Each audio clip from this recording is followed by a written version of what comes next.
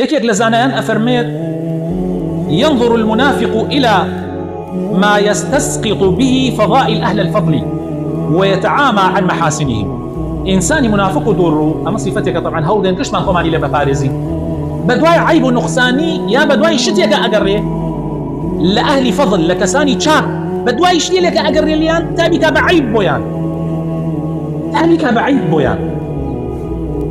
أهل فضل شوكو مروف أوانيش عيبيان هي كسبي عيب نية أقري نقطية بدوزيتو تا قوري كاتوابو أي خلق أو كسان لبر تشاو بكبه وتشاو بوشية كالا تشاكا كانيان أوان تشاكيان زورة وقت بحرواية أم خرافية أم نقصانية أم كمو كورتية أقر بيخي تناعو بحروا لنا بي يسا بيسيك زور بوغنا بس بيخي تناعو يك بحر آو براسي بونا كناميني هيال تشاكا كان وكو بحرواية أقر نقصاني كياني شبه همو مروفيك أو نقصاني يعني هي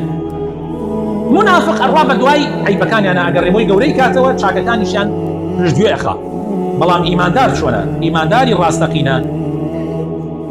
هول أدا خوي بأقاءك لعيبي خرافة كلام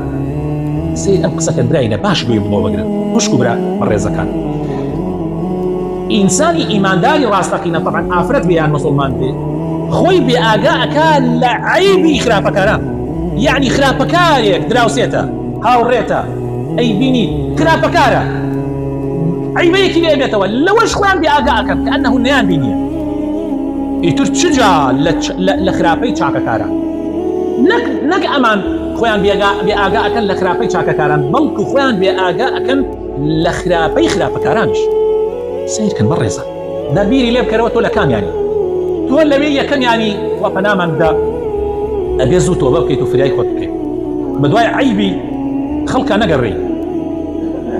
كسيك تشاكيكي زوري هيا مرو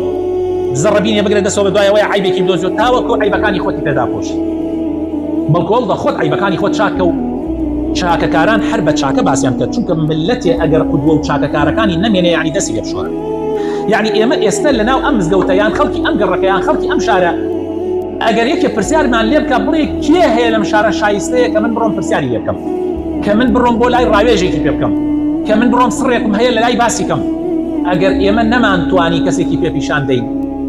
او اتدس لخمان بشوري او معناه وايا ام خلقي ام شاران لخطر على راسي بلام اگر لقشت قرك يا ديا هاكس يا تشن كسي ابو جاي متماني خلقون خلق ببياوتشاك سيريان يكر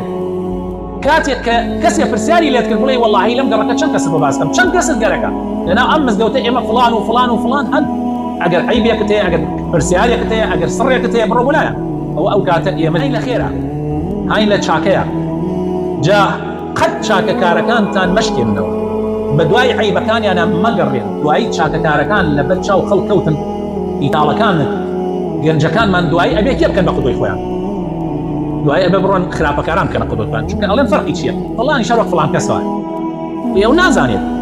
نازاني أو فلانتنا عيبك يا نقصانيك بس فلانك بس حمود يعني عيبتها أجد شاكيك يعني دواي خلط ليتي كتشبوية شاكا كاركان من مشكي النوا